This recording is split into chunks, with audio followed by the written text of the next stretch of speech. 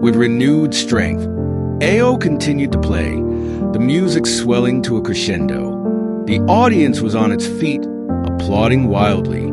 As Ao finished his song, Neoma smiled at him, her eyes closed. And in that moment, Ao knew that he had won, not just the competition, but the heart of the one he loved. But fate had one final twist in store. Neoma's condition was too far gone, and she passed away in Ao's arms, surrounded by the music that had brought them together. Ao was devastated, but he knew that he had to keep playing, to keep the music alive. He continued to compose, to perform, and his music became a testament to the love that he and Neoma had shared. The melody of tears continued to flow from Ao's flute, a reminder of the love, the loss, and the music that had transformed his life forever. Ao returned to the village, determined to face his past and reclaim his rightful place. But the villagers were hostile, and they turned their anger on him. Ao stood tall, his flute still clutched in his hand.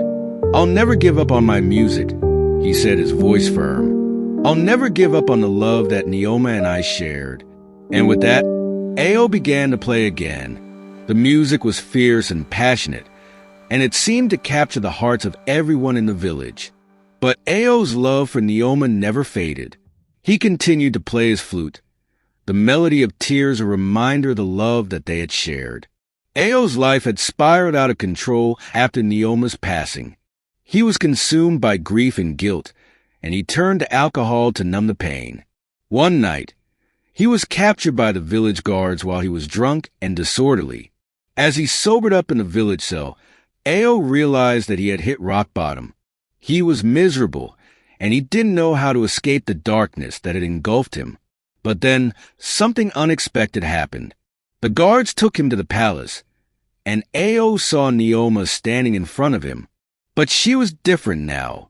She was a princess, and she looked at him with a mixture of fear and disdain. Ao, what are you doing here? Ao! Why are you staring What are you at me? doing I here? don't know you have She never asked, stared you her before. voice trembling. Ao was confused. "Neoma, I thought you were dead," he said, his voice shaking with emotion. But Neoma tried to deny him. "I don't know what you're talking about," she said. "I've never met you before in my life." Ao was devastated. He realized that Neoma was engaged to another man, Akin, and that she was trying to protect her reputation. The villagers thought Ao was insane, and they locked him up in the cell. But Ao didn't care.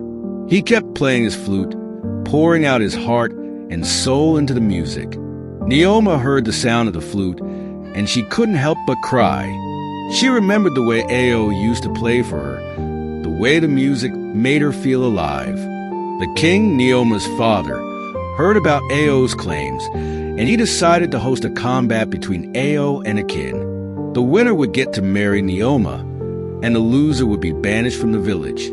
Ao knew he had to win, but he was no match for Akin's strength and skill. On the day of the battle, Akin smashed Ao to the floor, and Ao couldn't get up again. Neoma ran to Ao's side, and she picked up his flute. She remembered the sound that Ao's late mother used to play for him, and she began to play it with tears.